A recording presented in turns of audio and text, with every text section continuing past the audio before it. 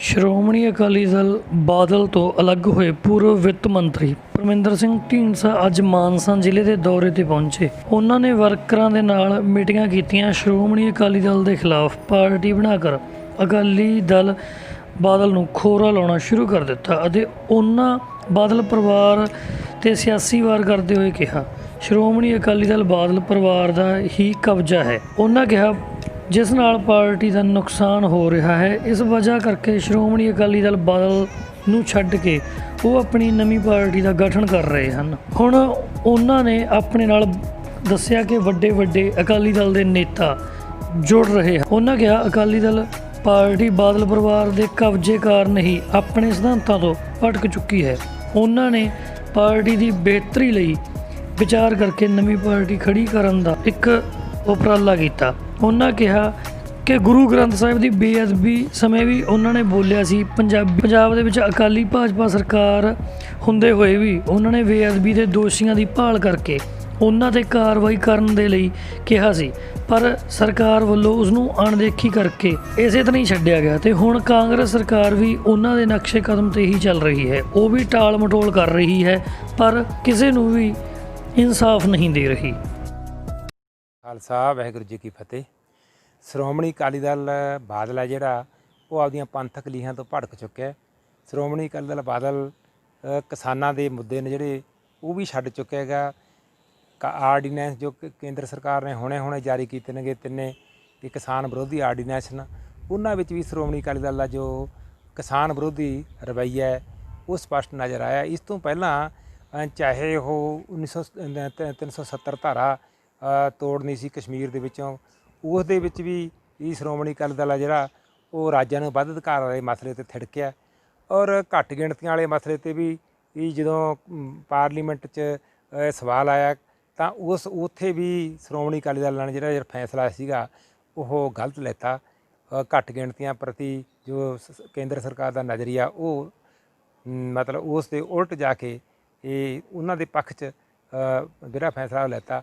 ਔਰ ਵੱਡੀ ਗੱਲ ਜੋ ਵਾਪਰੀ ਉਹ ਬੇਅਦਬੀ ਨਹੀਂ ਵਾਪਰੀ।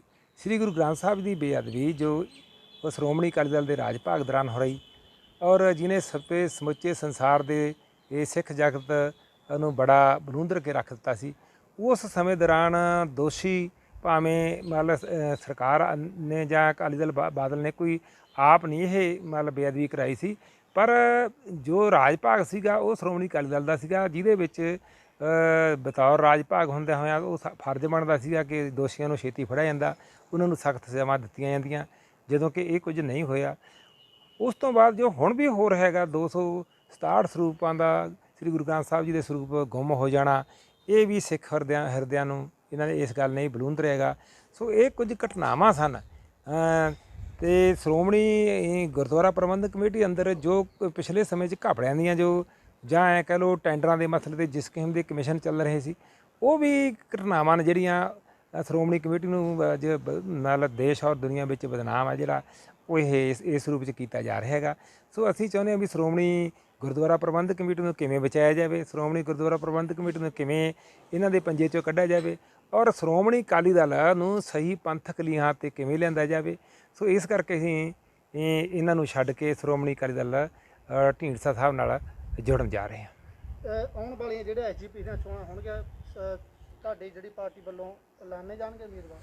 ਦੇਖੋ ਉਹ ਸਟ੍ਰੈਟਜੀ ਹੈ ਜਿਹੜੀ ਅਸੀਂ ਤਾਂ ਅਜੇ ਸ਼੍ਰੋਮਣੀ ਅਕਾਲੀ ਦਲ ਡੈਮੋਕ੍ਰੇਟ ਵਿੱਚ ਅਜੇ ਸ਼ਾਮਲ ਹੀ ਹੋਏ ਹਾਂ।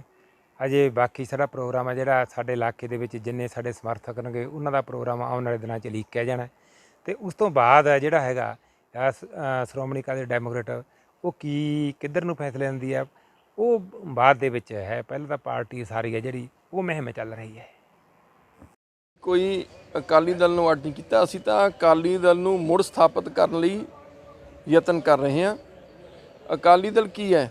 ਅਕਾਲੀ ਦਲ ਸਿਧਾਂਤ ਹੈ, ਅਕਾਲੀ ਦਲ ਇੱਕ ਵਿਚਾਰਧਾਰਾ ਹੈ ਅਤੇ ਇੱਕ ਸੋਚ ਹੈ।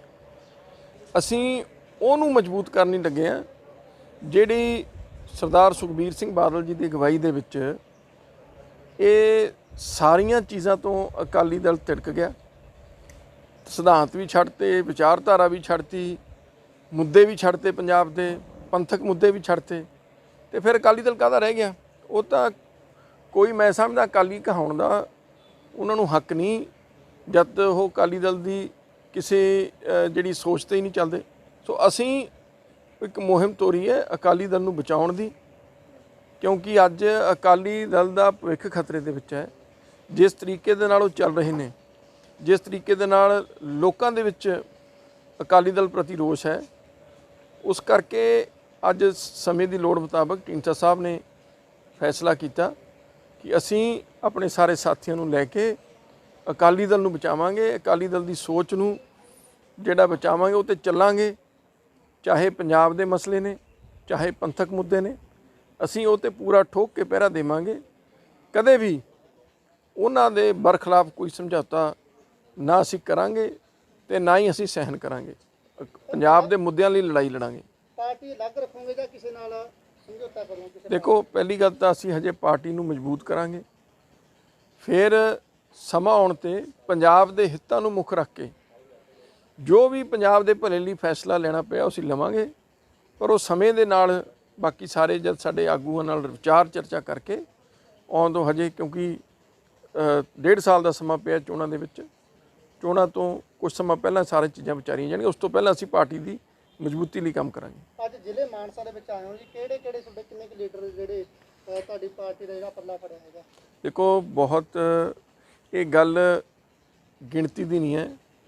ਗੱਲ ਇਹ ਹੈ ਵੀ ਤਕਰੀਬਨ ਸਾਰੇ ਹੀ ਪੁਰਾਣੇ ਜਿਹੜੇ ਆਗੂ ਨੇ, ਜਿਹੜੇ ਲੰਬੇ ਸਮੇਂ ਤੋਂ ਪਾਰਟੀ ਨਾਲ ਚੱਲ ਰਹੇ ਸੀ, ਉਹਨਾਂ 'ਚੋਂ ਮੈਜੋਰਿਟੀ ਸਾਡੇ ਨਾਲ ਉਹ ਜਾਂ ਉਹਨਾਂ ਦੇ ਪਰਿਵਾਰ ਖੁਦ ਉਹਨਾਂ ਨੇ ਚੱਲਣ ਦਾ ਭਰੋਸਾ ਦਿੱਤਾ ਤੇ ਫੈਸਲਾ ਕੀਤਾ।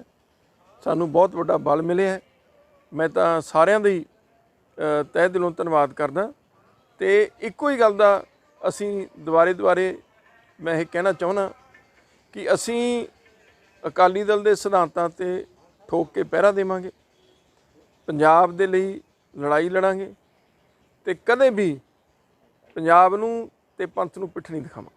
ਗੱਲ ਇਹ ਹੈ, ਪਾਰਟੀ ਤਾਂ ਉਹਨਾਂ ਦਾ ਉਹ ਕੀ ਲੱਗਦੇ ਨੇ ਪਾਰਟੀ ਸਾਡੇ ਬਜ਼ੁਰਗਾਂ ਨੇ ਬਣਾਈ ਹੈ, ਇਹ ਕੁਰਬਾਨੀ ਨਾਲ ਬਣਾਈ ਹੈ। ਉਹ ਤਾਂ ਆਪਦੇ ਹੱਥ 'ਚ ਮੋਹਰ ਚੱਕੀ ਫਿਰਦੇ ਨੇ। ਅੱਜ ਕਿਸੇ ਨੂੰ ਮੋਹਰ ਲਾ ਦਿੰਦੇ ਨੇ ਜੀ ਇਹ ਤਾਂ ਕਾਂਗਰਸ ਦੀ ਬੀ ਟੀਮ ਹੈ, ਕੱਲ੍ਹ ਨੂੰ ਕਹਿੰਦੇ ਜੀ ਅਕਾਲੀ ਹੋ ਗਿਆ। ਕੀ ਉਹਨਾਂ ਦੀ ਮੋਹਰ 'ਤੇ ਹੀ ਸਾਰਾ ਕਰਦਾ? ਕੁਝ ਦਿਨ ਪਹਿਲਾਂ ਤਾਂ ਕਹਿੰਦੇ ਸੀਗੇ ਜੀ ਅਜਨਾਲਾ ਪਰਿਵਾਰ ਕਾਂਗਰਸ ਦੀ ਬੀ ਟੀਮ ਹੈ, ਹੁਣ ਕਹਿੰਦੇ ਜੀ ਅਜਨਾਲਾ ਪਰਿਵਾਰ ਪੱਕੇ ਅਕਾਲੀ ਹੈ। ਇਹਨਾਂ ਨੂੰ ਇਹੀ ਪੁੱਛ ਲਓ ਵੀ ਇਹਨਾਂ ਦਾ ਆਪਦਾ ਹੀ ਕੋਈ ਸਪਸ਼ਟ ਸਟੈਂਡ ਨਹੀਂ। ਸੋ ਉਹਨਾਂ ਦੇ ਕਹਿਣ ਨਾਲ ਸਾਨੂੰ ਕੋਈ ਫਰਕ ਨਹੀਂ ਪੈਂਦਾ। ਅਸੀਂ ਜਿਹੜੀ ਅਕਾਲੀ ਦਲ ਨੂੰ ਬਚਾਉਣ ਦਾ ਜੋ ਮਕਸਦ ਹੈ ਉਹ 'ਤੇ ਚੱਲੇ ਹਾਂ। ਨਾਲੇ ਸਾਡਾ ਨਿਜਵਾਦ ਤਾਂ ਹੋਵੇ, ਢੀਂਡਸਾ ਸਾਹਿਬ ਪਾਰਟੀ ਦੇ ਵਿੱਚ 2 ਨੰਬਰ 'ਤੇ ਸੀਗੇ, ਮੈਂ ਵਿਧਾਨ ਸਭਾ ਵਿੱਚ ਪਾਰਟੀ ਦਾ ਨੇਤਾ ਸੀ, ਤੇ ਫਿਰ ਸਾਨੂੰ ਤਾਂ ਛੱਡਣ ਦੀ ਲੋੜ ਹੀ ਨਹੀਂ ਸੀ। ਜੇ ਤਾਂ ਸਾਨੂੰ ਕੁਝ ਨਾ ਮਿਲਿਆ ਹੋਵੇ ਤਾਂ ਅਸੀਂ ਕਹੀਏ ਵੀ ਅਸੀਂ ਤਾਂ ਅਹੁਦੇ ਕਰਕੇ ਛੱਡਤਾ। ਸੋ ਅਸੀਂ ਸਿਰਫ ਇੱਕ ਸੋਚ ਨੂੰ ਲੈ ਕੇ ਚੱਲੇ ਹਾਂ ਤੇ ਉਹਦੇ 'ਤੇ ਕੰਮ ਕਰਨ ਦਾ। ਜੋ ਮਰਜ਼ੀ ਕਹੀਆਂ ਉਹਨਾਂ ਨੇ ਤਾਂ ਕਹਿਣਾ ਹੀ ਆ, ਹੁਣ ਜੋ ਮਰਜ਼ੀ ਕਹੀਆਂ। ਢੀਂਡਸਾ ਸਾਹਿਬ, ਬਾਕੀ ਪਾਰਟੀਆਂ ਵੀ ਇਹ ਕਹਿ ਰਹੀਆਂ ਨੇ ਵੀ ਢੀਂਡਸਾ ਸਾਹਿਬ ਖੁਦ ਜਿਹੜੇ ਵਜ਼ੀਰ ਰਹੇ ਨੇਗੇ ਅਕਾਲੀ ਦਲ ਦੀ ਸਰਕਾਰ ਵੇਲੇ, ਬੇਅਦਬੀ ਹੋਈ ਉਦੋਂ ਬੋਲੇ ਨੇ, ਉਹਦੇ ਚੁੱਪ ਰਹੇ। ਕੌਣ ਕਹਿੰਦਾ ਨਹੀਂ ਬੋਲੇ? ਬਾਕੀ ਪਾਰਟੀਆਂ ਜਿਹੜੇ ਦੇਖੋ ਮੈਂ ਤੁਹਾਨੂੰ ਗੱਲ ਦੱਸਦਾ, ਇਹ ਤਾਂ ਪਾਰਟੀ ਦੇ ਵਿੱਚ ਵਾਲੇ ਜਿਹੜੇ ਸੀਗੇ ਉਹ ਦੱਸ ਸਕਦੇ ਆ ਨਾ ਵੀ ਪਾਰਟੀ ਜਦ ਬੇਅਦਬੀ ਹੋਈ ਬੋਲੇ ਕਿ ਨਹੀਂ ਬੋਲੇ। ਅਸੀਂ ਪਹਿਲੇ ਦਿਨ ਤੋਂ ਹੀ ਢੀਂਡਸਾ ਸਾਹਿਬ ਦਾ ਬੜਾ ਸਪਸ਼ਟ ਸਟੈਂਡ ਸੀ ਵੀ ਦੋਸ਼ੀਆਂ ਨੂੰ ਫੜ ਕੇ ਸਜ਼ਾ ਮਿਲਣੀ ਚਾਹੀਦੀ ਹੈ। ਅਕਾਲੀ ਦਲ ਦੀ ਸਰਕਾਰ ਹੈ, ਇਸ ਲਈ ਸਾਨੂੰ ਇਸ ਗੱਲ ਦੀ ਖਿਮਾ ਯਾਚਨਾ ਕਰਨੀ ਚਾਹੀਦੀ ਹੈ ਵੀ ਸਾਡੀ ਸਰਕਾਰ ਦੇ ਸਮੇਂ ਇਹ ਘਟਨਾ ਹੋਈ। ਪਹਿਲੇ ਦਿਨ ਤੋਂ ਹੀ ਇਹ ਬੜਾ ਸਾਫ਼ ਤੇ ਸਪਸ਼ਟ ਸਾਡਾ ਸਟੈਂਡ ਸੀ। ਕੋਈ ਕਹਦੇ ਵੀ ਅਸੀਂ ਇਹ ਸਟੈਂਡ ਨਹੀਂ ਰੱਖਿਆ ਤਾਂ ਅਸੀਂ ਦੇਣਦਾਰ ਹਾਂ। ਸੋ ਹੁਣ ਕਹਿਣ ਨੂੰ ਜੋ ਮਰਜ਼ੀ ਕਹਿਣ, ਜੇ ਕੋਈ ਮੰਤਰੀ ਬਣਨਾ ਕੋਈ ਗੁਨਾਹ ਤਾਂ ਨਹੀਂ ਹੈ। ਜੇ ਤਾਂ ਅਸੀਂ ਮੰਤਰੀ ਬਣ ਕੇ ਕੋਈ ਗਲਤ ਕੰਮ ਕੀਤਾ ਹੈ ਫਿਰ ਸਾਨੂੰ ਗੁਨਾਹਗਾਰ ਤੁਸੀਂ ਬਣਾਓ ਵੀ ਆਹ ਤੁਸੀਂ ਗਲਤ ਕੰਮ ਕੀਤਾ ਸੀ। ਤਾਂ ਸਾਡੀ ਜਿਹੜੀ ਜ਼ਿੰਮੇਵਾਰੀ ਸੀ ਜੇ ਅਸੀਂ ਨਹੀਂ ਨਿਭਾਈ ਤਾਂ ਤੁਸੀਂ ਸਾਨੂੰ ਗੁਨਾਹਗਾਰ ਕਹਿ ਸਕਦੇ ਹੋ। ਕੋਈ ਮੰਤਰੀ ਰਹਿਣਾ ਜਾਂ ਅਕਾਲੀ ਦਲ ਦੀ ਸਰਕਾਰ ਸੀ ਤਾਂ ਅਕਾਲੀ ਆ, ਹੁਣ ਵੀ ਅਕਾਲੀ ਆ। ਅਸੀਂ ਉਹੀ ਸੋਚ ਨੂੰ ਲੈ ਕੇ ਚੱਲੇ ਹਾਂ, ਅਕਾਲੀ ਦਲ ਦੀ ਸਰਕਾਰ 'ਚ ਰਹੇ ਹਾਂ। ਇਸ 'ਚ ਕੋਈ ਜਿਹੜਾ ਹੈ ਉਹ ਜਿਨ੍ਹਾਂ ਕੋਲ ਕੋਈ ਕਹਿਣ ਨੂੰ ਨਹੀਂ ਹੈ ਨਾ, ਉਹ ਹੁਣ ਇਹੀਆਂ ਜਿਹੀਆਂ ਗੱਲਾਂ ਕਰਕੇ ਉਹ ਮੁੱਦਿਆਂ ਤੋਂ ਗੱਲ ਨੂੰ ਭੜਕਾਉਣਾ ਚਾਹੁੰਦੇ। ਢੀਂਡਸਾ ਸਾਹਿਬ, ਮੰਨਦੇ ਹੋ ਤੁਸੀਂ ਵੀ ਸਰਕਾਰ ਦੀ ਗਲਤੀ ਹੋਈ ਹੈ ਇਹਦੇ ਵਿੱਚ ਕਿਤੇ ਨਾ ਕਿਤੇ, ਜਿਹੜਾ ਬੇਅਦਬੀ ਮਾਮਲੇ ਨੂੰ ਸਾਹਮਣੇ ਨਹੀਂ ਜਿਹੜੇ ਦੋਸ਼ੀ? ਦੇਖੋ, ਕਈ ਗੱਲਾਂ ਤਾਂ ਹਜੇ ਸਮੇਂ ਦੇ ਵਿੱਚ ਸਾਹਮਣੇ ਆਉਣਗੀਆਂ, ਪਰ ਇੱਕ ਗੱਲ ਤਾਂ ਸਪਸ਼ਟ ਹੈ ਵੀ ਅਕਾਲੀ ਦਲ ਦੀ ਸਰਕਾਰ ਦੇ ਸਮੇਂ ਦੇ ਵਿੱਚ ਇਹ ਘਟਨਾ ਹੋਈ, ਫਿਰ ਦੋਸ਼ੀ ਨਹੀਂ ਫੜੇ ਗਏ, ਇਹ ਵੀ ਸੱਚਾਈ ਹੈ। ਸੋ ਇਹ ਦੋ ਚੀਜ਼ਾਂ ਨੂੰ ਅਸੀਂ ਨਹੀਂ ਝੁਟਲਾ ਸਕਦੇ। ਅਸੀਂ ਇਹ ਵੀ ਗੱਲਾਂ ਉਦੋਂ ਕੋਈ ਇਕੱਲੇ ਅਸੀਂ ਨਹੀਂ, ਹੋਰ ਵੀ ਬਹੁਤ ਪਾਰਟੀ ਦੇ ਵਿੱਚ ਆਗੂ ਸੀ ਜਿਹੜੇ ਇਸ ਗੱਲ ਤੇ ਉਦੋਂ ਵੀ ਜ਼ੋਰ ਦਿੰਦੇ ਰਹੇ ਵੀ ਇੱਕ ਤਾਂ ਆਪਾਂ ਨੂੰ ਸਰਕਾਰ ਦੇ ਹੋਂਦ ਕਰਕੇ ਇਹ ਅਹਿਸਾਸ ਸਾਨੂੰ ਦੁੱਖ ਦਾ ਜਾਂ ਪਛਤਾਤਾਪ ਦਾ ਅਹਿਸਾਸ ਕਰਨਾ ਚਾਹੀਦਾ ਵੀ ਸਾਡੀ ਸਰਕਾਰ 'ਚ ਹੋਇਆ, ਤੇ ਦੂਜੀ ਗੱਲ ਵੀ ਦੋਸ਼ੀਆਂ ਨੂੰ ਫੜਨ ਤੇ ਸਾਨੂੰ ਜਿਹੜਾ ਹੈ ਜਲਦੀ ਤੋਂ ਜਲਦੀ ਉਹਨਾਂ ਦੋਸ਼ੀਆਂ ਨੂੰ ਫੜ ਕੇ ਸਜ਼ਾ ਮਿਲਣੀ ਚਾਹੀਦੀ ਹੈ। ਸੋ ਅੱਜ ਵੀ ਲੋਕਾਂ ਲਈ ਇਹੀ ਮੁੱਦਾ ਹੈਗਾ।